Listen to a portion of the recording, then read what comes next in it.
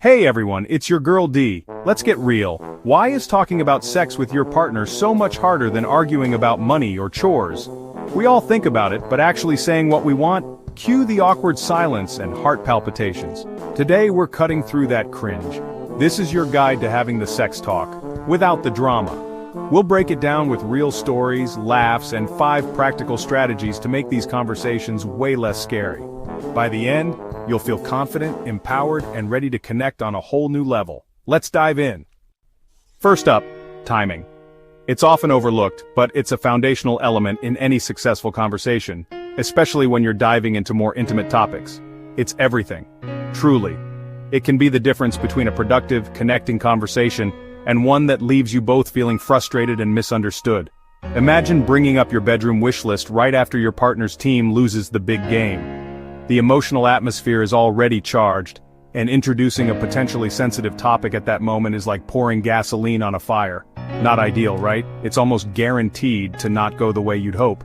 The mood matters immensely. It sets the stage for how your words will be received and interpreted. If your partner's stressed, tired, or distracted, their capacity to engage thoughtfully is significantly diminished. Save the talk for later. Pushing the conversation in that moment could lead to defensiveness or a complete shutdown. Think lazy Sunday mornings when you're both relaxed and connected. Chill car rides where the scenery is soothing and the conversation can flow naturally. Or during a regular check-in, a designated time for open and honest communication, times when you're both relaxed. These are the fertile grounds for meaningful dialogue. My friends Mark and Sarah do a weekly couch check-in. No phones, no TV, just talking. Complete, undivided attention. It's not always about sex, it could be about anything from household chores to future plans. But it makes those conversations easier when they come up, because they've already established a safe and comfortable space for open communication. Don't just blurt things out. Impulsive comments rarely land well, especially when dealing with sensitive subjects. Read the room. Pay attention to your partner's nonverbal cues and emotional state. If your partner's deep in work emails, focused and trying to meet a deadline, or cooking dinner, juggling multiple tasks and trying to get a meal on the table, it's not the moment. Interrupting their focus with a request or a potentially difficult conversation is likely to be met with resistance. Instead, try, "Hey, there's something I'd love to chat about when we're both relaxed. No rush." This simple phrase can make a world of difference. This gives your partner a heads up and shows respect. It signals that you value their time and emotional well-being. Remember, you're not just dropping a comment, you're not just stating a fact or making an observation. You're opening a door to deeper intimacy. You're inviting your partner to connect with you on a more vulnerable level. It might feel awkward at first, but that's okay. These conversations can be challenging, especially if you're not used to having them. Progress over perfection. The goal isn't to have perfect conversations every time, but to gradually improve your communication and connection. Think of it like planting a seed. You can't just throw it on the ground and expect it to flourish. You need the right conditions for it to grow. You need fertile soil, adequate sunlight, and consistent watering. So, find your good soil. Create the right environment for your conversations to thrive. A calm, private moment. A space where you both feel safe, comfortable, and free from distractions. Choosing the right time shows you care about your partner's feelings and demonstrates that you're invested in creating a positive and supportive dynamic, and sets you both up for a real connection. It paves the way for more open, honest, and fulfilling conversations in the future. Rule number 1, when it comes to talking about sex and intimacy, choose your moment wisely. Be intentional about when and where you initiate these conversations. It makes all the difference. Trust me. Next, let's talk about how you say things, specifically the power of I statements. There's a huge difference between "you never initiate" and "I feel really desired when you initiate." One starts a fight, the other starts a conversation. My cousin Alex once blurted out, "You're so vanilla." Instantly, his girlfriend shut down. The problem? He made it about her, not his feelings. When you start with you, your partner feels attacked and gets defensive. Suddenly, you're arguing about who did what, not how you feel. I statements keep the focus on your experience. No one can argue with your feelings. Try, "I feel more connected when we slow down and have more foreplay," instead of "you always rush." This isn't just for sex, it works for everything. I feel overwhelmed when the dishes pile up is way better than you never do the dishes. It turns you into teammates, not opponents. Yes, it feels vulnerable at first, but true intimacy is built on sharing your inner world. Practice I statements in low-stakes situations so it feels natural when it matters most. Small change, huge impact. Now, let's talk about the vibe. What's the secret to making these conversations feel natural and easy? It's all about shifting your perspective and creating an environment where open communication thrives. Normalize it. Make it a regular part of your interactions, just like discussing any other aspect of your lives together. Treat talking about sex like talking about pizza toppings. Seriously. Just preferences, not a big deal. What kind of crust do you like?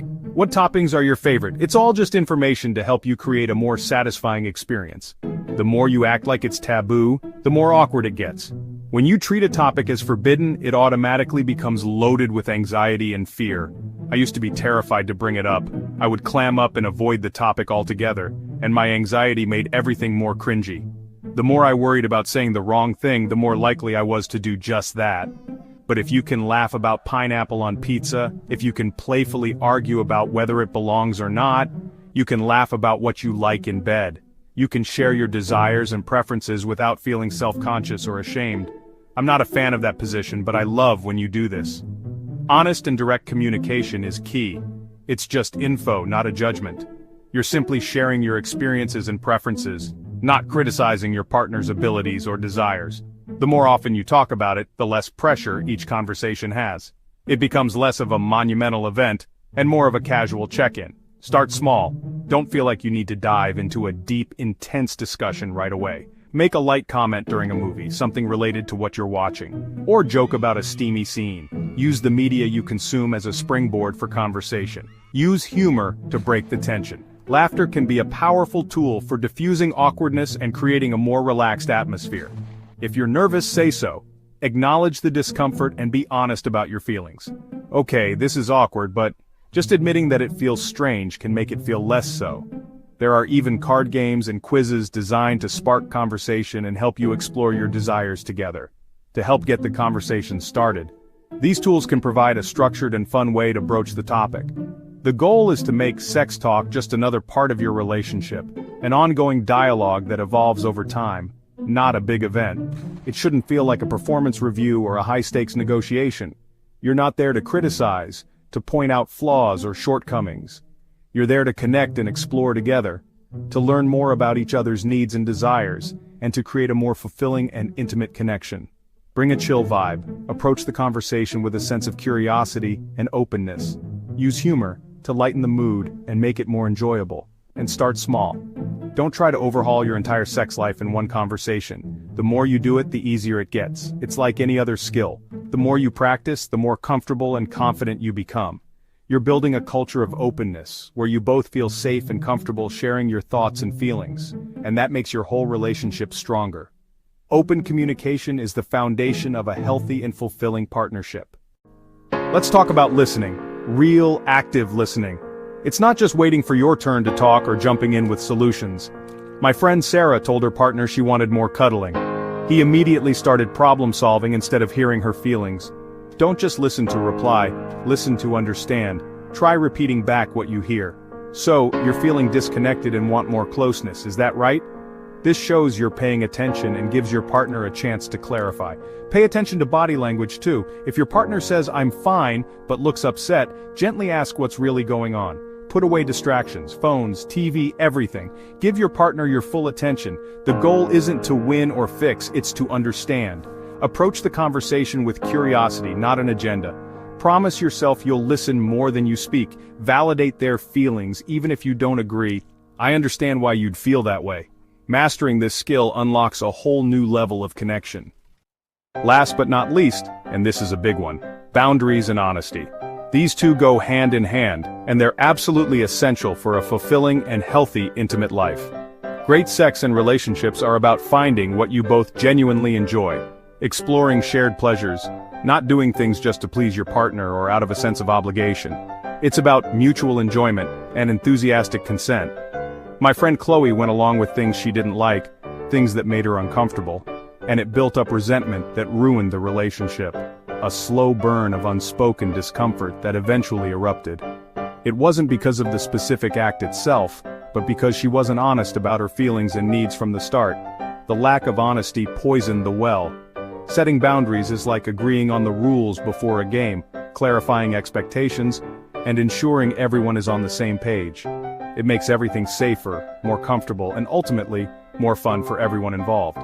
Trust means knowing your partner will respect your no, honor your comfort levels, and prioritize your well-being. It's about creating a space where you feel safe to be vulnerable and authentic. Be honest about your limits and desires. Take time to figure out what you truly want and what you absolutely don't want. Self-reflection is key to understanding your own boundaries. Use I statements. I feel uncomfortable with X. Express your feelings without blaming your partner. Or, I'm curious about Y, but I'm nervous. Can we talk about it? Open the door to discussion and exploration, but always with respect for each other's feelings.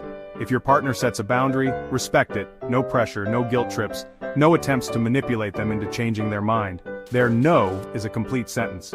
It doesn't require justification or explanation. Be brave enough to share your desires too. Your partner isn't a mind reader, and they can't fulfill your needs if they don't know what they are. I have a fantasy about X. Would you be open to hearing about it? Opens the door without pressure, inviting exploration and discussion. Honesty, even when it's hard and uncomfortable, is always the kindest path in the long run. It builds trust and strengthens the foundation of your relationship. Your body, your pleasure, your boundaries, they matter immensely. They are not negotiable and they deserve to be respected. A loving partner will celebrate your honesty, appreciate your vulnerability, and make you feel safe and secure in expressing your needs and desires. Build a relationship where you both show up fully, authentically, respected, and cherished for who you are, boundaries and all. We made it, yes. Quick recap. Choose the right moment, carefully. Use I statements always. Normalize the conversation. Listen to understand them. Set honest boundaries now. These 5 keys are your roadmap to deeper intimacy. If this helped, hit like and drop a comment. Let's support each other. Remember, the best sex starts with brave conversations, not just in the bedroom, but on the couch. Open communication is the lifeblood of a thriving relationship. You deserve that. Your partner deserves that. It all starts with one honest talk. You got this. Peace out.